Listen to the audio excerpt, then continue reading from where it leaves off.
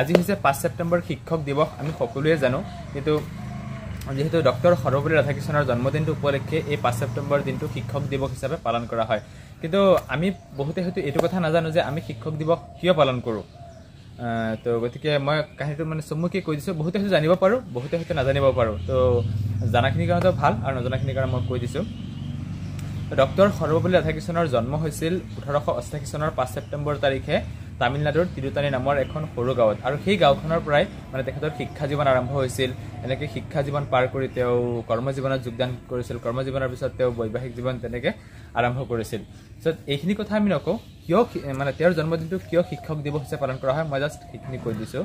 1962 চনত তেওঁ যেতিয়া ৰাষ্ট্ৰপতি পদত অধিষ্ঠিত হৈছিল তেওঁ ৰাষ্ট্ৰপতি পদত অধিষ্ঠিত হোৱাৰ পাছত ভাৰতৰ বৰেণ্য ব্যক্তিসকলে বা গণ্যমান্য ব্যক্তিসকলে